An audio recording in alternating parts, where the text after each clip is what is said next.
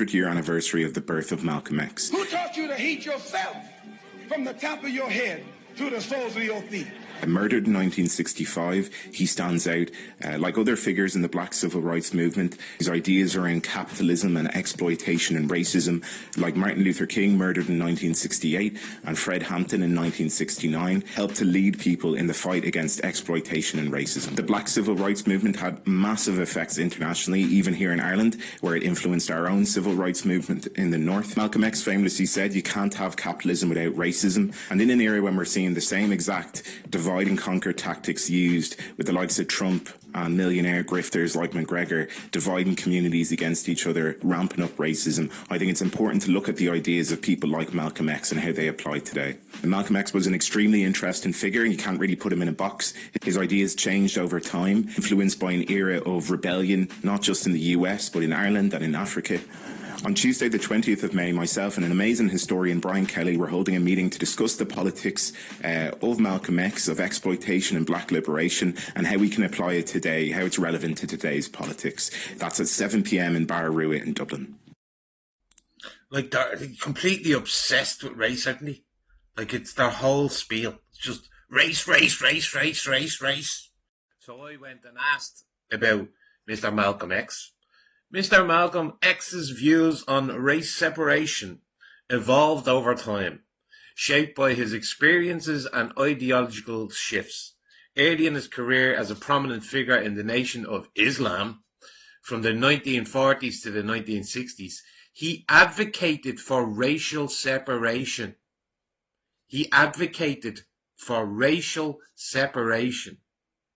Under Elijah Muhammad, promoted black self-reliance and the creation of separation black nation, either within or outside the United States as a response to systemic racism and white supremacy. Malcolm X, as a spokesperson, echoed this, arguing that integration was futile and that black people should build their own economic, social and political systems, free from white control.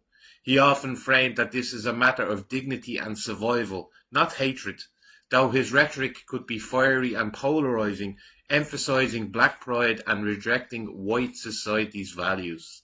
So, there you have it. This guy in Ireland is trying to quote Malcolm X and use him to say that, it's great, diversity is great. We should be inviting as many of these people in as possible. But he's quoting a bloke who ran on the premise of racial separation. Huh? Is that not more mixed messages? Conflict of interest? Now, Malcolm X, in his later years, decided he kind of went off a bit. After his break in 1964, following internal conflicts and his pilgrimage to Mecca, Malcolm X's perspective shifted. His exposure to Orthodox Islam and interactions with diverse Muslims led him to embrace a more universalistic view, prioritizing human rights over strict racial separation. He founded the organization of Afro-American Unity, which focused on black empowerment, but also opened the door to cooperation with other groups, including white allies, who supported racial justice.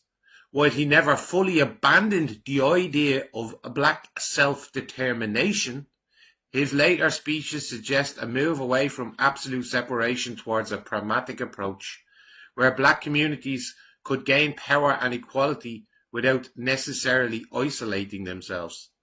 That said, some argue his later views still retained elements of separatism.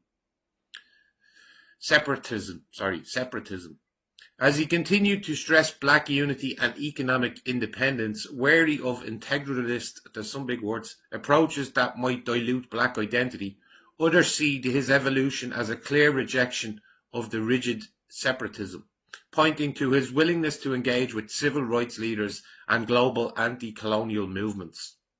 The nuance lies in his context. Early on, separation was a strategic response to oppression and a call for self-respect. See, there's that. See, and that's what I would be focusing on. What he was trying to do was No, what people need to do doesn't matter. Like you're black, you're white, blah de blah. What you need to do is you need to have some self-respect, self-responsibility in any message that you're trying to put out there. That was his whole spiel. That's what he ran with.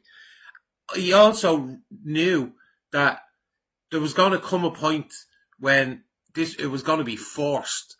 People are going to be forced together against their will, and it's never going to work. Hence why he ran with the racial separatism. You know, getting involved with the old Muslims was a bad thing to do, in my view. Like, that's personal opinion there. Like, they can lie for their God, so I wouldn't trust a bleeding word out of their mouths. But there you go. Here's this lad in Ireland quoting Malcolm X, and he hasn't even got a fucking clue about him.